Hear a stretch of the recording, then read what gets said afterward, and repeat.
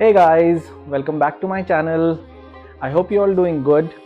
And as you all know that my visa is done for Bahrain. और अगर आप लोगों को नहीं पता है तो प्लीज़ मेरा प्रीवियस वीडियो देखिएगा, मैं लिंक शेयर कर दूंगा तो आप लोगों को पता चल जाएगा.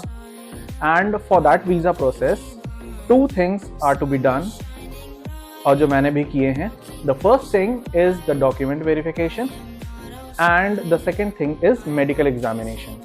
उससे पहले अगर आप लोगों ने एक डॉक्यूमेंट नहीं बनवाया है तो आप लोग अगर बाहर जाना है तो आप लोग बनवा लो. वेरी इंपॉर्टेंट, इसके बिना बाहर नहीं जा पाओगे. So come on, let's continue with the video. So first of all let us talk about the document attestation process.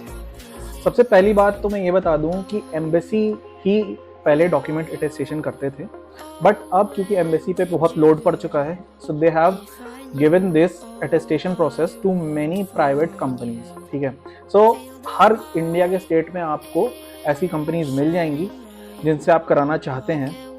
There basically ये कंपनी भी सिर्फ 2 ही एजेंसी से कराएंगी. सबसे पहला है HRD और दूसरा है SDM. So HRD stands for human resource department. So पहले इसकी बात कर लेते हैं. तो ह्यूमन रिसोर्स डिपार्टमेंट से अगर आप अपने डॉक्यूमेंट्स अटेस्ट कराते हैं, so first of all it is valid in all the countries but it is slightly costly. means एक डॉक्यूमेंट आपका 4500 INR to 5000 INR तक पड़ जाएगा.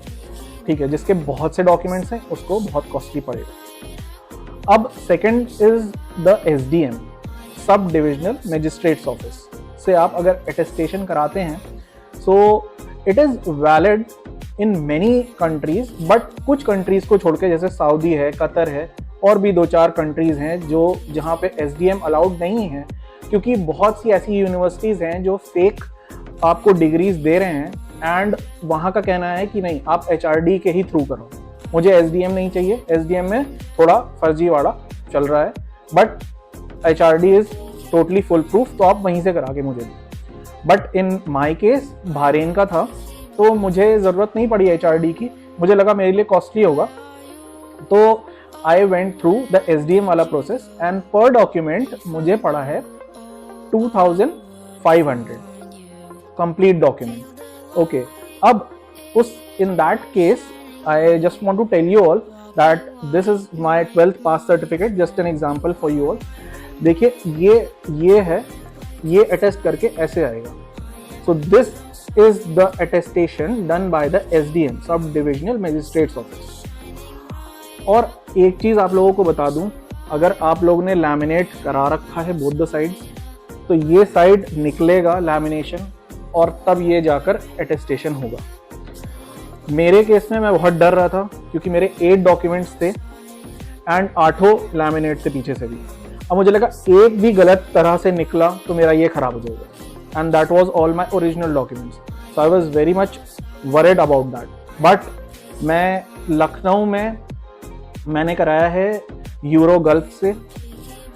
Those people were very nice and they only told me sir आप परेशान मत हो, हम लोग बहुत आराम से निकालेंगे ये लैमिनेशन इसका. एंड उन्होंने अपना प्रॉमिस रखा hopefully and they have done the work very nicely. I am very happy with their work. So one more thing I need to tell you all about the attestation process. अगर आपको non educational documents attest कराना है तो वो SDM करेगा. For example you are moving out with your spouse, so आपको marriage certificate अपना attest कराना पड़ेगा, वो SDM करेगा. HRD मिनिस्ट्री आपका सिर्फ एजुकेशनल डॉक्यूमेंट्स ही अटेस्ट करता है. ठीक है, बाकी मैंने कंप्लीट इन्फॉर्मेशन दे दी है आप लोगों को. अगर आप लोगों को कुछ भी लगे so please write me in the comment section, I will definitely reply to you all. So now moving ahead with our video, medical examination की तरफ चलते हैं. सो मेडिकल एग्जामिनेशन में मैं इतना बताना चाहता हूँ कि आपके पास एक वैलिड ऑफर लेटर होना चाहिए मेडिकल एग्जामिनेशन को गो थ्रू होने के लिए. तो आपके ऑफर लेटर में ही एक लिंक प्रोवाइडेड रहेगा जिसको आप क्लिक करोगे तो आप पहुंचोगे गल्फ हेल्थ काउंसिल की वेबसाइट पे. वहां पर एक पेज खुलेगा. So you all need to type your entries, name, passport number, issue date, expiry date, then which place you belong to, then second is the position, किस position के लिए आपने बाहर अप्लाई किया है, अमाउंट आपको भरना है वहां पर, okay 10 USD in my case, बाकी it varies from country to country. अच्छा, जब भी आप ये रजिस्ट्रेशन करेंगे यहाँ पर जाके इस वेबसाइट पे, गल्फ हेल्थ काउंसिल की वेबसाइट पे जाके रजिस्ट्रेशन करेंगे, वहां से लेकर 1 महीना रहेगा आपके पास उस बीच में अपना मेडिकल कराने को। अगर आप 1 महीने बाद जाते हैं वहां पर तो it will not be valid, ठीक है।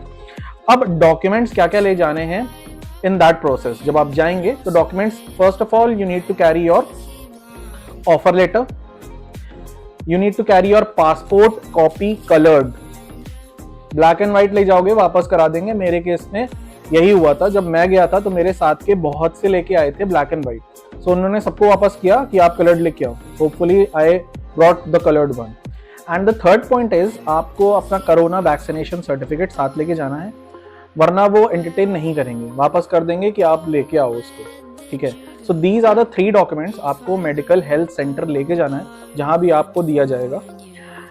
टेस्ट कौन कौन से होंगे, बेसिकली ब्लड टेस्ट है सबसे पहला, देन सेकंड है आई टेस्ट है, ठीक है, देन आपका हाइट लेंगे, वेट लेंगे, एंड बॉडी पे मार्क्स चेक करेंगे, कहीं कट नहीं लगा है, ऑपरेशन का कहीं मार्क तो नहीं है, ठीक है, कोई एक्सीडेंट का मार्क तो नहीं है, एंड देन आपका लास्ट बचेगा chest X-ray, front and back. So these are all the information about the medical examination. अगर आपको और कोई क्वेरी होती है तो आप लोग प्लीज़ चैट बॉक्स में पूछ लेना, मैं डेफिनेटली रिप्लाई कर दूंगा हर एक को।